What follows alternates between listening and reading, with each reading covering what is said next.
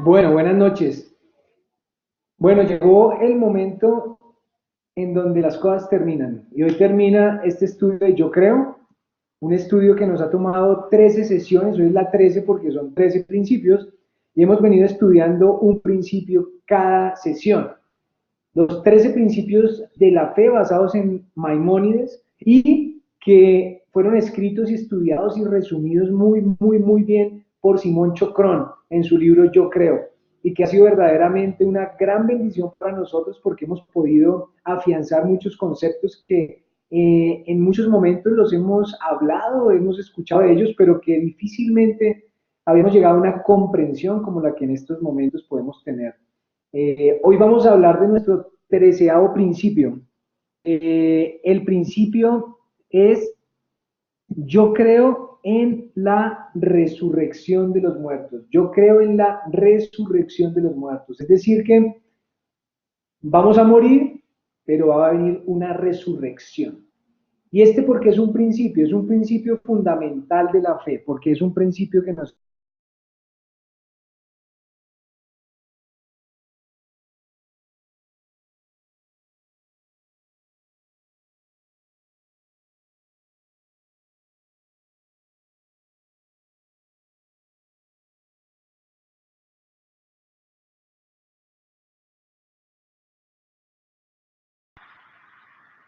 Este es un principio que nos permite a nosotros estar conectados todo el tiempo y tener un poco más de concepto referente a qué pasa al momento de morir, qué pasa al momento de partir de este mundo y qué pasa después. Entonces, este es el tema que vamos a tratar el día de hoy. Al final, lo que esperamos nosotros es poder decir con plena fe: yo creo que se realizará la resurrección de los muertos en el momento que lo quiera el Creador, que bendito sea su nombre. Entonces, como ya pues lo he dicho en varias ocasiones, este principio se refiere a la resurrección de los muertos. Y para empezar a introducir este tema, pues qué mejor que hablarlo y ponerlo en un paralelo bien hermoso. Un paralelo que todos vivimos en algún momento de nuestra vida, pero que somos inconscientes hoy en día, no sabemos qué es lo que pasó ahí en ese preciso instante. En este momento, inclusive yo estoy teniendo la posibilidad de ver una vivencia similar en lo que es ese proceso de gestación de la hija que voy a tener en el vientre de mi esposa. Y ver cómo cuando yo le toco la barriguita, ella se mueve y uno como que se sonríe y uno como que se pone nervioso y luego uno empieza a hablar y otra vez se mueve. Y para nosotros como papás pues es una delicia, todos los que han podido ser papás es una delicia. Y pues esta analogía para tratar este tema podríamos ponerlo con un proceso de gestación, pero no un proceso de gestación cualquiera. Imaginemos si traigamos cada uno un proceso de gestación de unos mellizos.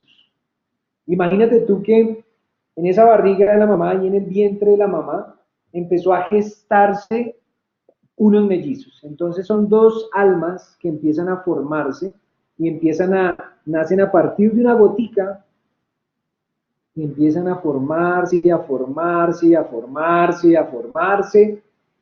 Y en un momento ya tienen el cuerpo formadito, la cabeza, los ojos, la nariz, toda la perfección de la creación.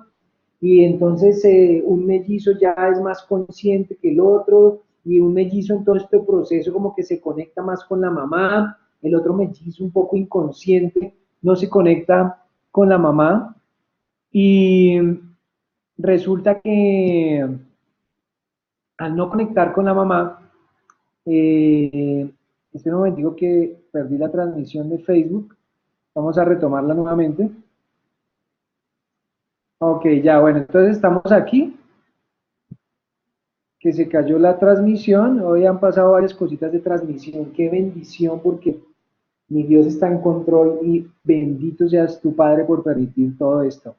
Eh, Les contaba que imaginémonos que esos dos mellizos ya han tenido un proceso de madurez grande, ya llevan 8 meses ahí en el vientre de la mamá, y un mellizo ha tenido un proceso de conexión con su mamá mucho más grande que el otro mellizo ha tenido.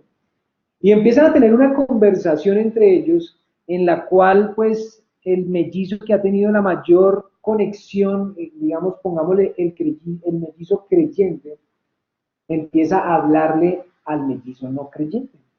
Y el mellizo creyente le dice, oye, hermano, imagínate, yo siento que hay una voz que nos habla y que nos acaricia y que se sonríe con mis movimientos y con los tuyos. ¿Tú la has sentido?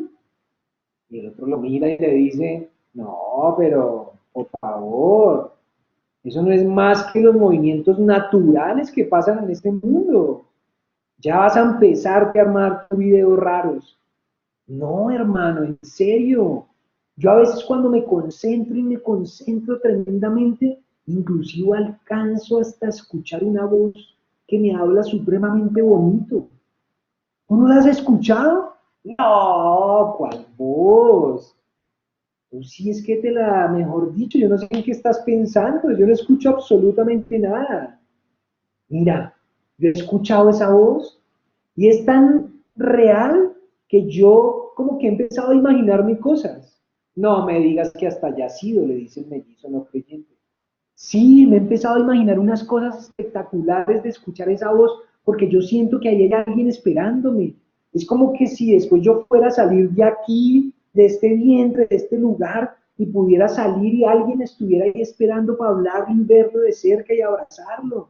Es más, yo me imagino y según lo que me escucho esa voz que me dice que vas a estar corriendo y que ven a la casa y que por aquí vas a estar gateando, es como si esas extremidades se estiraran y yo me pudiera sostener y parar y caminar grandes extensiones. Y el mellizo ahí metido en ese vientre no creyente le dice al creyente, no, definitivamente tú sí estás perdido. ¿Cómo se te ocurre? Esta es la única realidad. De aquí para adelante no hay absolutamente nada. Esto aquí se acaba. Deja esos pensamientos, deja esos sueños. Estás loco, aterriza, pon los pies aquí. No, yo me niego a creer eso. Yo te aseguro que yo he sentido esa voz. Y siento esas caricias aquí sobre esta pared, yo las siento. Y yo he sentido la voz que me dice que allá hay algo nuevo. Y llega y se acerca después de tantas conversaciones entre ese mellizo creyente y no creyente, y llega el momento del parto. Y empieza ese vientre a moverse como si fueran los últimos momentos, y empiezan a asustarse esos mellizos porque se está acabando como el mundo para ellos, y ellos están desesperados, y eso empieza a contraerse y a apretarlos y a soltarlos, y ellos ven como el agua se les acaba y empieza una angustia impresionante. Y en una de esas, el mellizo creciente, el mellizo creyente, el que creía, empieza a salir.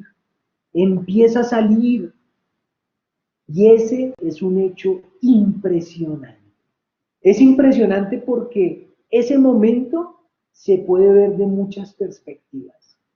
Es como ese mellizo empieza a salir y empieza a ver la luz y empieza a ver unas manos y empieza a ver cómo las fiestas ocurren allí cuando él sale, cómo lo agarran, cómo lo aman, cómo lo abrazan, cómo le dicen tantas cosas hermosas. Empieza a ver del lado de los papás un amor impresionante viendo a su hijo salir de ese vientre. Pero de la misma forma, el mellizo no creyente empieza a ver cómo ese hermano muere y deja el mundo que han habitado todo este tiempo juntos y empieza a darle una tristeza porque para él se ha acabado la vida. Miren todas estas perspectivas y es justamente esto lo que significa la creencia y la resurrección de los muertos. Es justamente este momento que podemos comparar con este nacimiento de esos dos mellizos, lo que nos permite introducir el tema de hoy. Porque al final, ¿cuál de los dos mellizos tenía razón? ¿El creyente o el no creyente? El no creyente ve el final. El no creyente vio que sale a lo último y sus pensamientos eran malos todo el tiempo. El mellizo veía cómo su hermano moría y listo.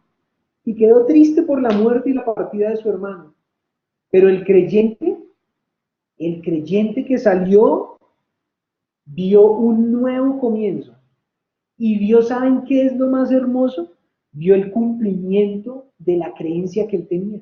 Vio cómo todo se cumplía, cómo efectivamente esa voz que escuchaba era su mamá y cómo esa voz ya ahora era real y cómo ya lo abrazaban y cómo ocurrió todo eso y ya con todo el tiempo que empezó a crecer durante esta vida, empezó a ver el cumplimiento de la creencia. Sus padres ven el nacimiento de un nuevo miembro. Y así entonces, cada uno de nosotros que ha salido de la misma forma del vientre de la madre, pues empieza a tener una vida sobre esta tierra. Y esta vida sobre esa tierra, así como fue la vida dentro del vientre, que la vida dentro del vientre fue una preparación para la vida sobre esta tierra, pues la vida sobre esta tierra es la preparación para otra vida superior, en todos los sentidos. Y eso es fundamento de esta creencia y es fundamento de lo que estamos hablando. Porque esta vida en la que vivimos no es la vida final. Ese es el primer punto clave. Esta vida que tú estás viviendo no es la vida final. Aún no hemos vivido nuestro último nacimiento, imagínate.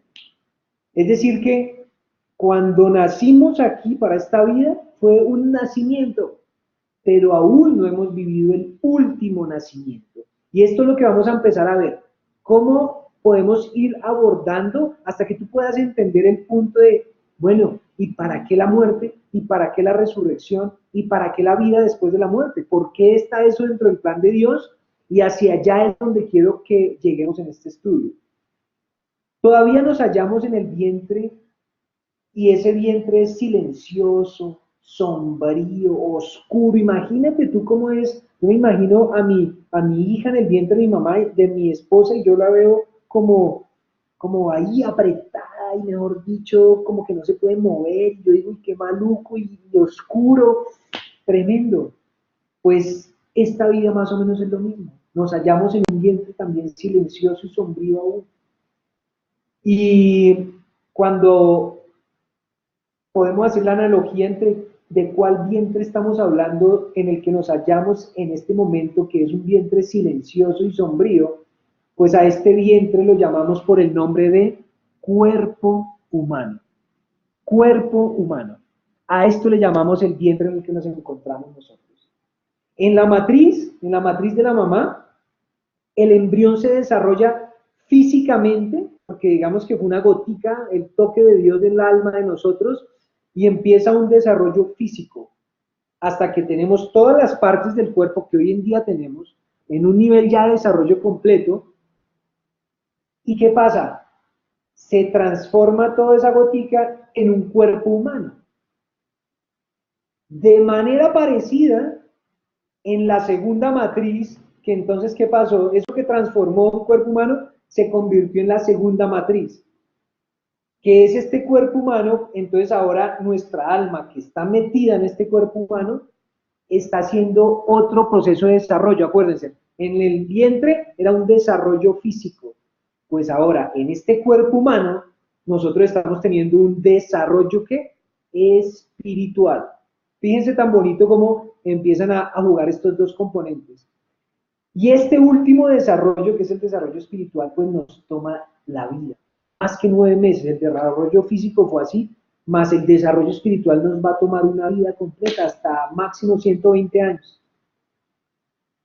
Entonces, ¿qué pasa? Nosotros nos han dado la palabra de Dios y con el cumplimiento de estos preceptos y todo lo que hemos aprendido en las diferentes enseñanzas, le ayudamos a nuestra alma a que tenga ese desarrollo espiritual y a que crezca en ese componente. Entonces, cuando el periodo de desarrollo espiritual llega a su término, pues la persona debe que abandonar la matriz. ¿Cuál es la matriz? El cuerpo humano. No sé si esté haciéndome entender de esa forma. De la misma forma, cuando el feto que ya se desarrolló, hizo un desarrollo físico y ya cumplió las 40 semanas en la mamá, ¿Qué es lo que tiene que hacer? Abandonar la matriz, tiene que salir de la mamá. De la misma forma, cuando nosotros terminamos el desarrollo espiritual, ya sea por nuestro propio deseo y por nuestra propia decisión, o a partir de sufrimientos, o porque tenemos que pasar al otro estado que ya vamos a mirar, donde tú tendrías que terminar ese desarrollo espiritual, pero digamos que se cumple ese término, tienes que, chao bambino, abandona tu matriz, es decir, abandona tu cuerpo humano. Y en ese momento llega ¿qué? La muerte. La tan hablada muerte. La cita que todos sabemos que no podemos evadir. Esa cita que está escrita, esa cita que, mejor dicho, a todos nos llega. ¿Sí o no? Pero entonces, ¿qué pasa con ese momento? ¿Qué pasa con ese momento de la muerte? Pues lo mismo que pasa con el feto cuando sale de la matriz de su mamá. ¿Qué pasó para él? Fue un segundo nacimiento. Él nació aquí cuando fue una gotica y empezó, ahí nació y empezó a crecer. Sale del vientre y hay un nuevo nacimiento. Pues cuando morimos se llama un segundo nacimiento. Es decir, volvemos a hacer un segundo nacimiento. Entonces, te separas el cuerpo del alma. ¡Pra! Se separa. Tu alma abandona el cuerpo. Ahora la pregunta es, ¿la separación de cuerpo y alma es para siempre? Porque es una buena pregunta. Entonces, ¿qué piensas tú? ¿La separación del cuerpo y el alma es para siempre?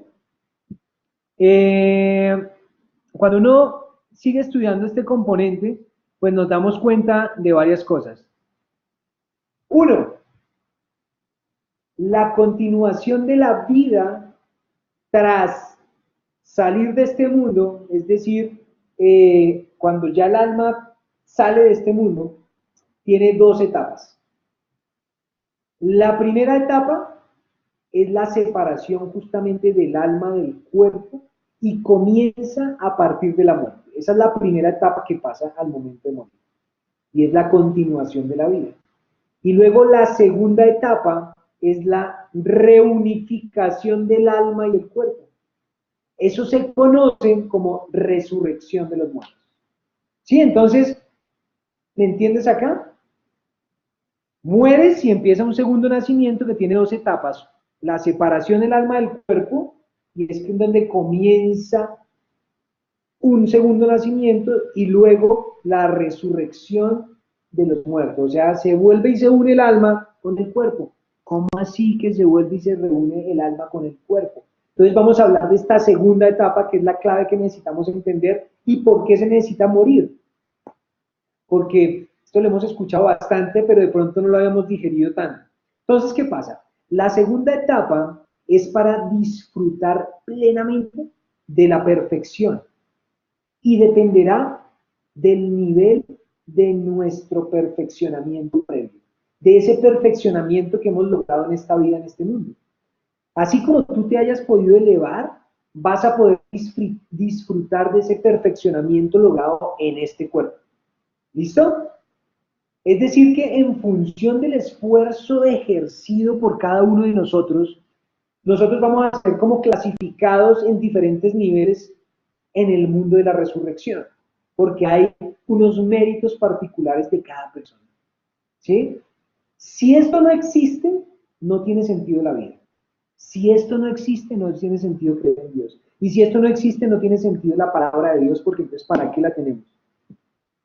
Entonces, mucha atención porque como esto existe, quiere decir que hay un mundo después de la vida, hay todo esto que hemos venido hablando.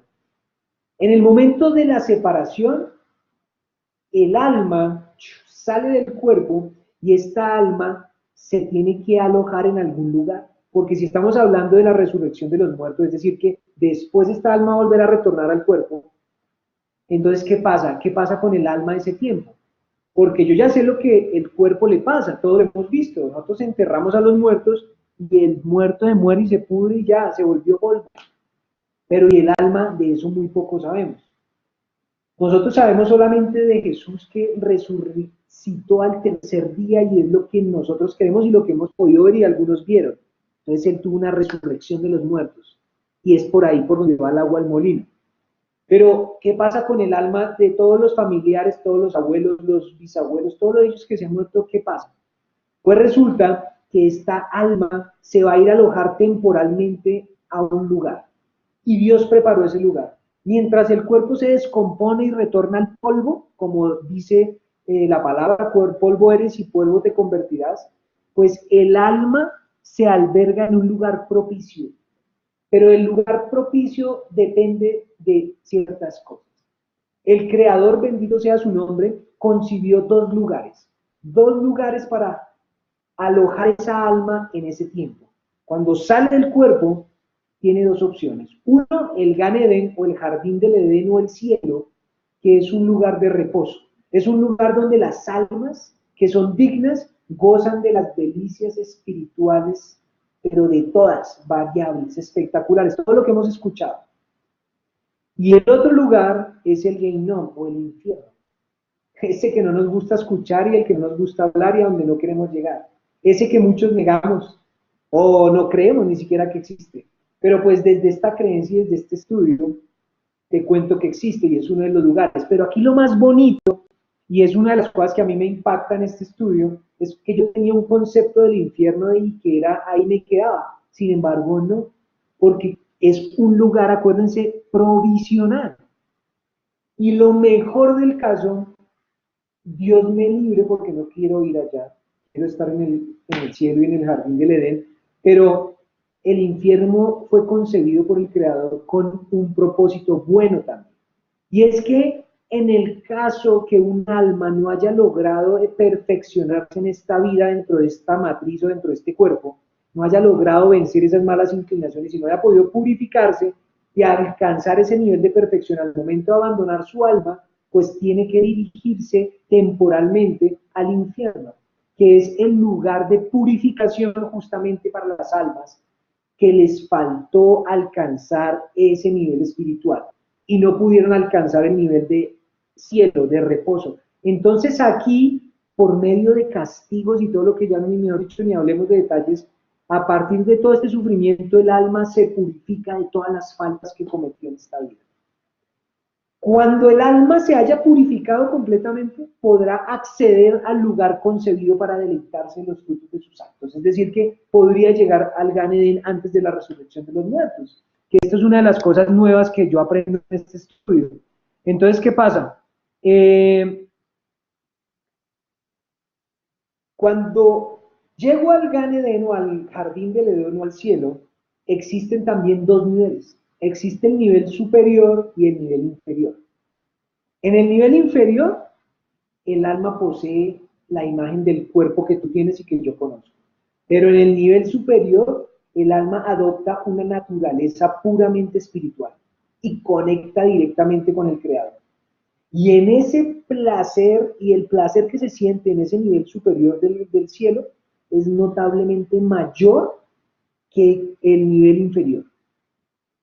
Y puedes salir y retirar tu alma del cuerpo y llegar ahí. Lo puedes hacer con todo lo que hemos aprendido y en un esfuerzo constante, por dicho, podemos llegar ahí. Y eso es lo que tenemos que trabajar. Y en eso es lo que tenemos que esforzarnos.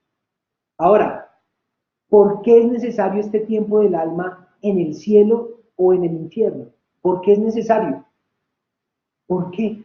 Pues ya lo hemos visto y es porque se necesita que esa alma recobre las energías perdidas, esas energías que insuflaron y que éramos perfectos y que las perdimos durante el periodo que estábamos en este cuerpo, o sea, nuestro periodo de vida en este mundo.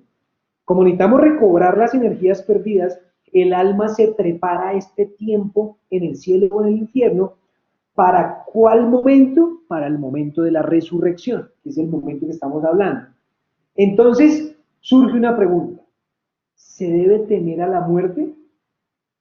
O sea, ¿está bien que le tengamos temor a la muerte? Pues la respuesta son dos. Sí y no. No, porque no hay muerte realmente. Es decir, que entonces, ¿que a qué le temo? Porque uno le teme es como si ya las cosas acabaran.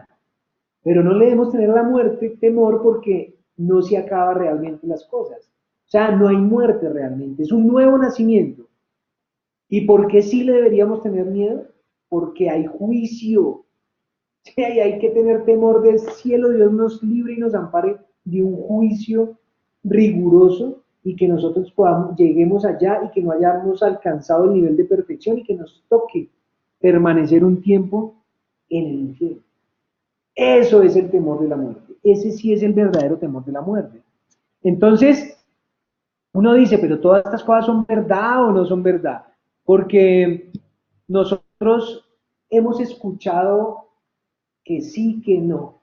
Sin embargo, sí es claro, y hay muchos libros que se han hecho de historias reales. Hay miles de historias, inclusive hay un libro que se basa como en 1000 entrevistas de personas que han muerto y que en ese proceso de muerte y han vuelto a la vida, cuentan como contestan unas preguntas a unos escritores que les hacen unas entrevistas, y dentro de todas estas historias ellos han encontrado unos parámetros y unos patrones que se repiten constantemente.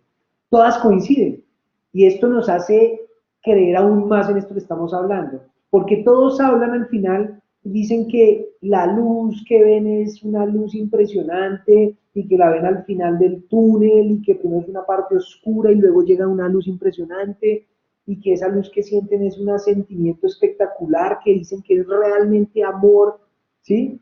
Entonces, quiere decir que esto es verdad lo que estamos hablando. El mundo material, el mundo material este que estamos viviendo, es solo un instrumento para algo muchísimo más elevado. Es un instrumento. Y debemos estar seguros que la vida continúa después de la muerte física. Esto continúa, o sea, nosotros no vamos a parar. Esto sigue un proceso, así como el bebé que sale del vientre y continúa viviendo, y hoy aquí nos encontramos 40 años después, no sé cuántos tú, 15, 20, 30, 40, 50, 60, pero nos encontramos, seguimos viviendo, de la misma forma va a pasar una vez muramos físicamente. Al momento de la salida del alma, la persona tiene el derecho a ver algo impresionante, algo hermoso, es un derecho que no podemos tenerlo ahorita, y es el derecho de ver la luz divina, la Shekinah, la divinidad de Dios, que solamente la podemos ver en ese momento en que nuestra alma sale del cuerpo, no podemos verla en otro momento. Inclusive acuérdense cuando Dios le dice a Moisés, no podrás ver mi faz, o sea, no podrás ver mi luz, ya que el hombre no podrá verme y seguir viviendo. Entonces, por eso, cuando morimos tenemos ya ese privilegio, vemos la luz y vemos su presencia. Dicen que los 3 primeros días después del fallecimiento el alma vuela sobre el cuerpo. Bueno, eso son parte de lo que leímos en este estudio. Y dicen que el muerto, el alma del muerto, escucha lo que los otros están diciendo ahí, en esos días, en esos 3 días. Esto sí es para creerlo, ¿no? No sé.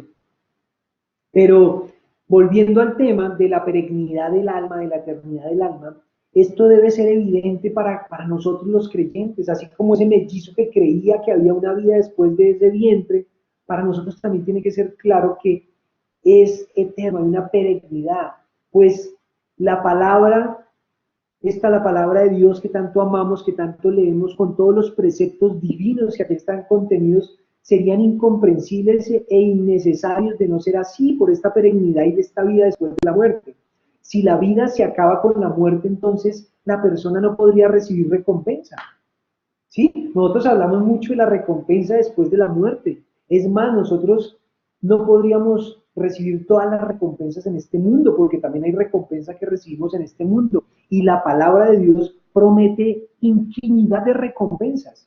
Cuando actuamos y cuando cumplimos con los preceptos, dice, para quien cumpla mis preceptos, acuérdate del escucha Israel, Shema Israel, será si cumpliendo cumplieres todas mis mitzvot, todos mis mandamientos que yo traigo para ti hoy, yo abriré las ventanas del cielo, derramaré la lluvia temprana, la lluvia tardía, los pastos reverdecerán, tú recogerás tu mosto, tu aceite, te saciarás, tus frutos se multiplicarán, los terrenos se multiplicarán, podrás prestar a muchas naciones y no tendrás que pedir prestado a nada, imagínate, eso es de cumplir por los preceptos, pero además hay muchísimos más beneficios después de la muerte. Y esto lo podemos ver en varios puntos de la palabra de Dios. Acuérdense que Dios dice, pongo ante ti la vida y la muerte, el bien y el mal. Y Él dice, escoge la vida, porque escogiendo la vida, tú ganas. Y aquí hay una paradoja importante, porque la misma palabra de Dios dice que debemos dejarnos matar antes de cometer estas 3 faltas. idolatría, adulterio y asesinato. Para que vayamos ahí, pero no es el tema de hoy, lo que es idolatría, adulterio y asesinato. Idolatría, adulterio y asesinato. Entonces, dice la palabra de Dios que si yo me están como obligando a hacer alguna de estas, yo debo dejar de matar y decir, no, pues máteme, yo no voy a cumplir con eso. Y la Torah dice que una de las formas de escoger la vida es dejarse matar, porque pues acuérdense que él dijo, pongo ante ti la vida y la muerte. Es decir, que le está diciendo, si te van a decir, te mato, o haces idolatría y adoras a Satán. Hemos visto la historia de los amigos de Daniel, o el mismo Daniel que lo manda al foso de los leones. Ellos le dicen, adore al Nabucodonosor, adore, y él dice, no, prefiero la muerte, y los mandan al horno y se salvan. Entonces, fíjense, es lo mismo que estamos hablando acá. Quiere decir que si la misma Torah o la misma palabra de Dios está diciendo, pongo ante ti la vida y la muerte, escoge la vida. Y en este caso estamos hablando de que debes dejarte morir antes de caer en este pecado. Entonces es que la misma palabra te está diciendo, escoger la vida es dejarse matar. Entonces uno dice, bueno, ¿y entonces hay qué? Porque si no existiera vida después de la muerte, ¿quién recibe entonces la recompensa por haber cumplido este precepto, que es uno de los preceptos más grandes de la palabra de Dios? Si uno ya deja de existir, es decir, dejé de existir en el momento de estar cumpliendo uno de los mayores preceptos de la palabra de Dios. ¿Sí me hago entender? Entonces aquí es donde entra el concepto, y es lo que estamos hablando, hay una vida después de la muerte. ¿Sí? El único temor a la muerte es considerar la posibilidad de que haya una muerte espiritual. Ese es un temor tenaz. Y es que sí, definitivamente usted que ha sido demasiado, pero demasiado malo, hereje, no creyente, negado, no, mejor dicho, que yo sé que no es lo que eres tú. O sea que la posibilidad que todos tenemos es hermosa. Este yo, cuando tú dices yo Uber, o yo Carlos, o yo Javier, o yo Felipe, este yo es eterno. Y por tanto, el placer o el sufrimiento que siente después de la muerte es eterno. Entonces, ¿qué tienes que sentir después de la muerte? Miren, es tan hermoso que inclusive si tú tienes hijos, acuérdate que los hijos son la prolongación de tu existencia. Los hijos pueden hacer por los padres una vez los padres mueren, es decir, ellos pueden seguir orando por los padres, y nosotros, a partir de las oraciones de nuestros hijos, ya después de muertos, nos ayudan a rectificar, cosa que no podemos hacer los padres con nuestros hijos, porque nosotros solamente podemos hacer por ellos en esta vida terrenal, no podemos hacer más por ellos. Pero entonces aquí viene el tema de la reunificación del cuerpo y del alma, para ir cerrando ya este componente, y esta parte es bastante clave y es bastante interesante. Cuando yo estaba estudiando esto, yo decía, wow, porque la reunificación del cuerpo y el alma, que habla de ella en varios pasajes de la palabra de Dios, en Isaías 26:19 dice, vivirán tus muertos, mis cadáveres se levantarán. Despierten y canten, moradores del polvo, porque tu rocío es como el rocío de la luz, y la tierra a los muertos expulsará. En Daniel 12:2 también dice, muchos de los que duermen en el polvo de la tierra se despertarán. Ahí están hablando de esa resurrección de los muertos y de esa reunificación del alma y el cuerpo. Si el alma, que es lo principal o es el principal yo, cuando digo yo Uber, no estoy hablando del cuerpo solamente, no, lo principal es el alma. Si esa alma no muere con la muerte del cuerpo y ya disfruta, como hemos venido hablando, del pago de sus actos, o sufre el pago de sus actos, ¿para qué ha de reunificarse el alma y el cuerpo, sabiendo que este cuerpo fue solo un vehículo para el alma durante esta vida terrenal? Entonces, ¿para qué la resurrección de los muertos? ¿Para qué tiene que haber esta reunificación? ¿Sí? Porque es un buen punto aquí para entenderlo. ¿Por qué no sería suficiente que el alma reciba su retribución sin necesidad de volver a unirse con el cuerpo? ¿Sí? Porque esto yo no lo entendía tampoco. pero es necesaria una reunificación del cuerpo y el alma. ¿Pero para qué? O sea, ¿por qué no es suficiente que el alma ya la reciba sin necesidad de volver a unirse con el cuerpo? Pues los grandes sabios y cuando los que estudian la palabra de Dios y los que la decodifican dicen que esto es necesario porque el alma con el cuerpo, lo que eres tú, juntos, teniendo esencias diferentes, ellos convivieron juntos y juntos cumplieron con las buenas y las malas acciones. Entonces, si cumplieron juntos, asimismo, la retribución ha de corresponder a los dos juntos como socios. ¿Sí ven esto tan bonito?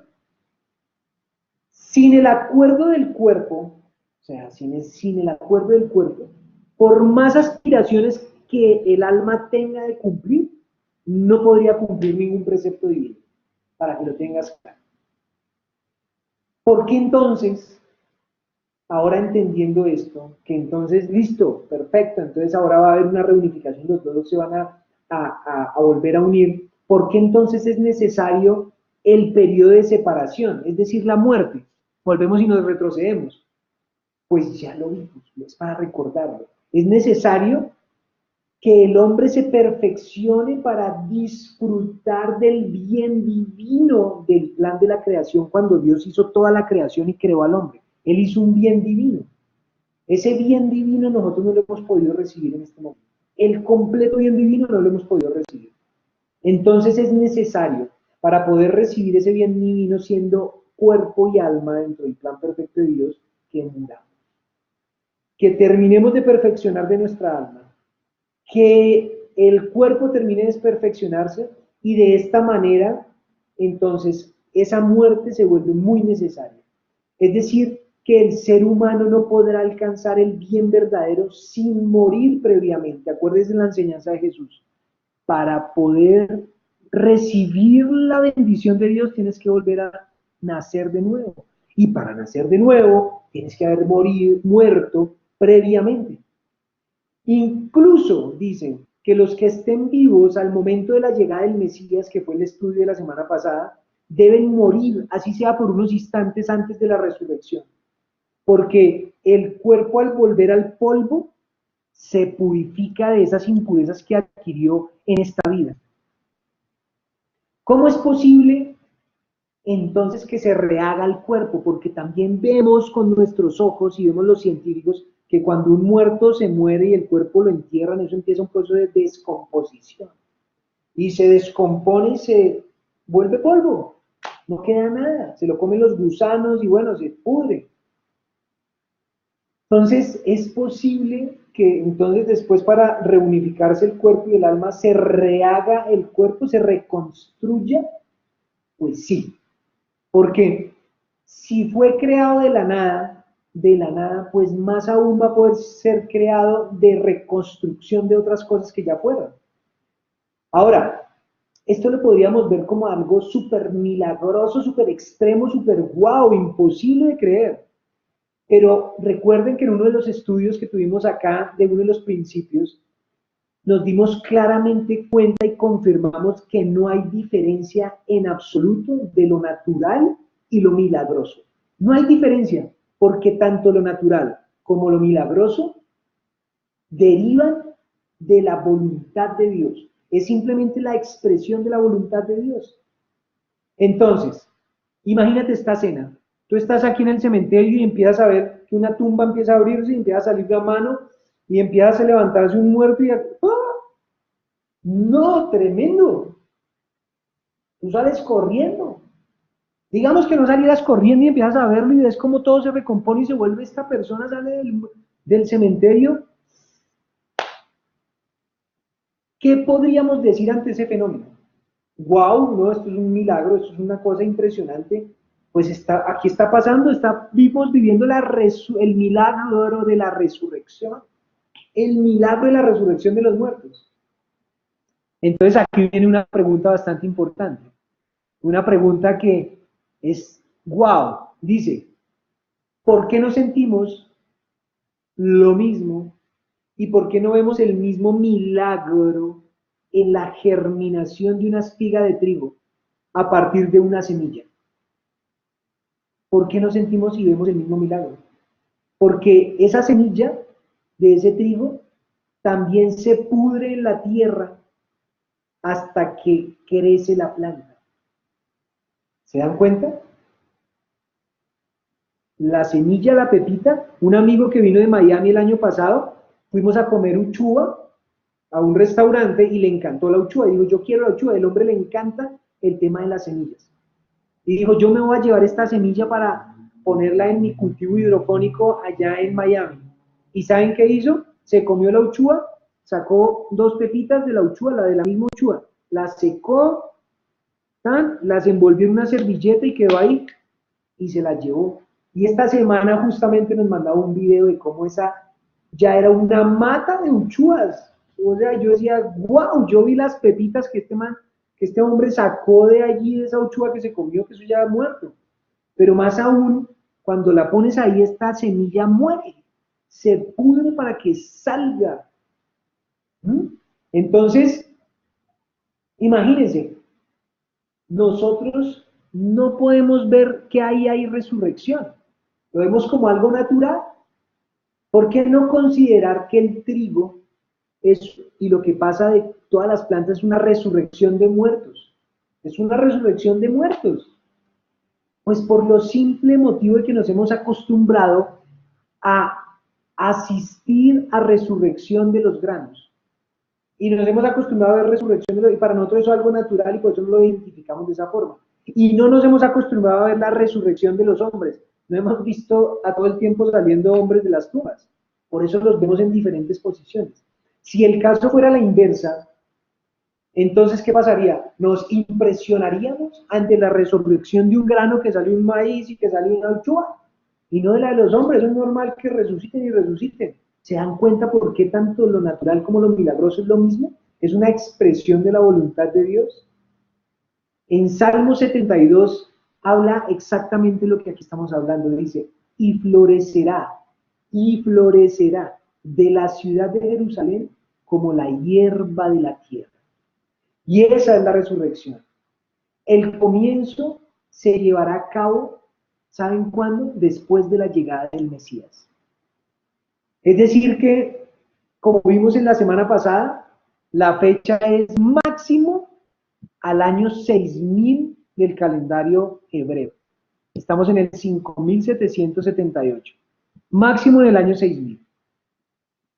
Es decir que llega esa resurrección de los muertos y vamos a poder vivir todos esos placeres del divinos que nos ha prometido la palabra de Dios.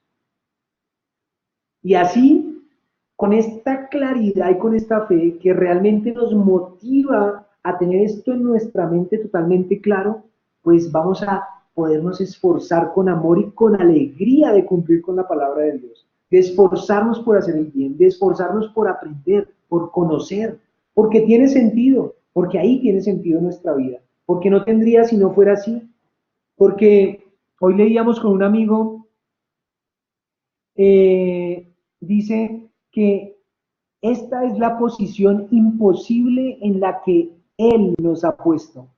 Pensamos que el quid de la realidad, en el quid de la realidad allí se encuentra Dios, que es esencialmente bueno y cuida a cada uno de acuerdo a sus necesidades, conduciendo a cada cual en el camino correcto, castigando la perversidad y recompensando la bondad en justa y equitativa medida.